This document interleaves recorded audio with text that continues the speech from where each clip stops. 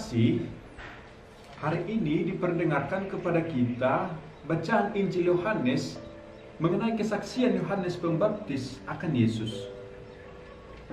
Dikisahkan bahwa ketika Yohanes melihat Yesus, dia berseru, "Lihatlah anak domba Allah yang menghapus dosa dunia." Yohanes Pembaptis menyebut Yesus sebagai anak domba Allah yang menghapus dosa dunia. Para saudara, mengapa Yohanes menyebut Yesus sebagai anak domba Allah? Hal ini dapat kita temukan dalam Perjanjian Lama. Kisah lama tentang Paskah, misalnya kita dapat menemukan kisahnya dalam kitab Keluaran, melukiskan bahwa pada malam hari waktu orang-orang Israel mau keluar dari Mesir, mereka menyembelih anak domba dan darahnya itu dioleskan pada jenang pintu. Nah, saat itulah Tuhan lewat dan membunuh anak-anak sulung orang Mesir. Yesus adalah anak domba Allah. Yesus adalah anak domba Paskah yang akan dikurbankan dan kuasanya itu mengalahkan kematian. Juga di Bait Allah pun setiap pagi itu dan setiap petang dikurbankan seekor anak domba untuk silih atas dosa-dosa umat Israel.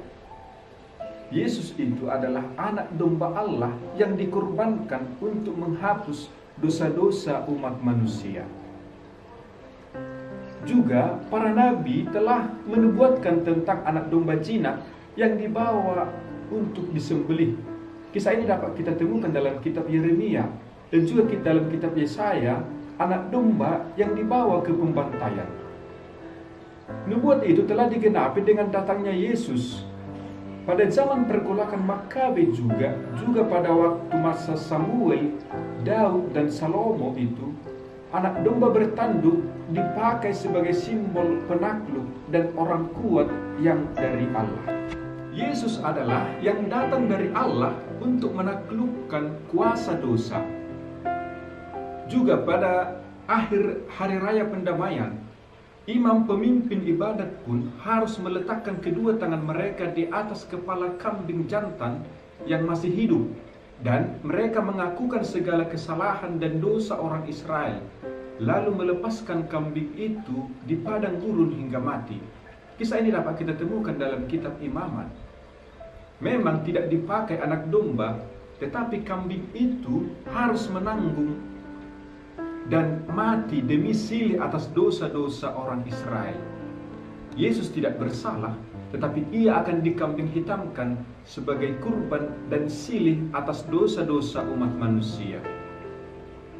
Para saudara, bahwa Yesus yang harus menjadi kurban demi penghapusan dosa-dosa dunia itulah yang mulanya tidak dikenal oleh Yohanes. Alhasil, pengenalan akan kemesiasan Yesus itu membuat Yohanes undur diri dan mengarahkan semua orang kepada Yesus. Dia harus dijadikan yang pertama dan utama dari segalanya.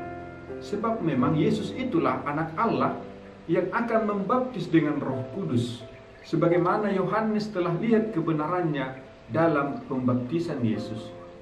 Di hadapan Yesus, Yohanes sadar bahwa dirinya hanyalah manusia biasa, dan ia datang seolah-olah hanya mendahului Yesus untuk membuka tirai panggung sehingga dunia dapat mengenali Yesus.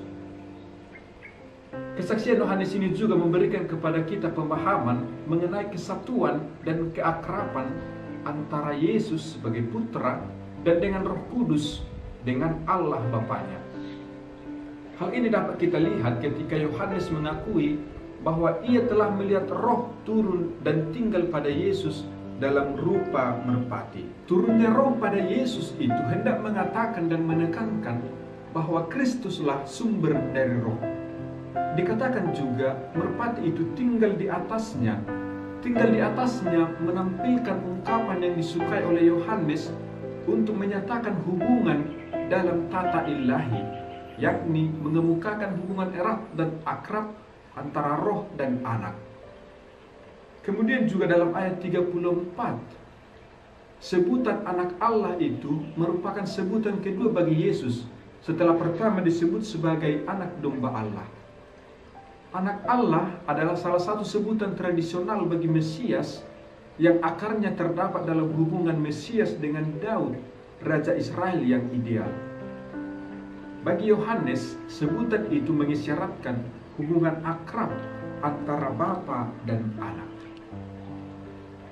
Para saudara yang terkasih, dari bacaan Injil hari ini, kita dapat menangkap pesan bahwa penting untuk bersaksi, penting untuk menjadi saksi. Peranan Yohanes sebagai saksi telah disajikan dengan cara yang khas dan layak dicontoh. Yohanes mau menekankan bahwa kesaksian adalah sangat penting. Bahkan tanpa kesaksian, hampir tidak mungkin percaya kepada Kristus. Saksi memungkinkan orang-orang datang kepada Yesus dan peranan itu sangat dipuji. Lalu, apa yang menjadi kesaksian kita? Kesaksian kita adalah pengenalan kita terhadap Yesus. Siapa Yesus bagi kita? Memang tidak mudah untuk bersaksi sebab kesaksian itu menuntut iman yang benar akan Kristus. Kita boleh bertanya pada diri kita sendiri, apakah kita benar-benar percaya bahwa Yesus adalah anak domba Allah? Lalu, apa yang menjadi kesaksian kita? Kesaksian kita adalah pengenalan kita terhadap Yesus. Siapa Yesus rupanya bagi kita? Memang tidak mudah untuk bersaksi sebab kesaksian itu menuntut iman yang benar akan Kristus. Kita boleh bertanya pada diri kita sendiri, apakah kita benar-benar percaya bahwa Yesus adalah anak domba Allah? Mungkin kita sudah tahu banyak tentang Yesus, namun apakah kita setiap hari mendengarkan sabdanya dalam hidup kita? Apakah Yesus dan ajaran-ajarannya integral dalam hidup kita? Kesaksian kita pertama-tama adalah dari pengenalan dan penghayatan kita akan Yesus yang berbuah dalam perbuatan dan tindakan sehari-hari. Pesan kedua yang dapat kita hayati adalah kerendahan hati Yohanes. Ketika Yohanes ditanya oleh imam dan Lewi, apakah dia adalah Mesias? Dengan tegas ia menolak dikatakan sebagai Mesias. Aku bukanlah Mesias. Yohanes tidak memanfaatkan kesempatan yang bisa saja ia gunakan demi kekuasaan dan penghormatan, dan tidak pernah terpikir olehnya untuk berpura-pura bahwa dia adalah Mesias. Sejak awal Yohanes mengetahui perannya. Dia tahu bahwa dia hanyalah sebagai pendahulu bagi Yesus. Tidak jarang kita mengutamakan kemauan dan kepentingan kita sendiri. Padahal Yesus seharusnya menjadi yang pertama dan utama. Dengan teladan Yohanes, kita dapat belajar untuk selalu mengutamakan Yesus dalam hidup kita. Seperti pernah dikatakan oleh Yohanes, ia harus makin besar, tetapi aku harus makin kecil. Amin.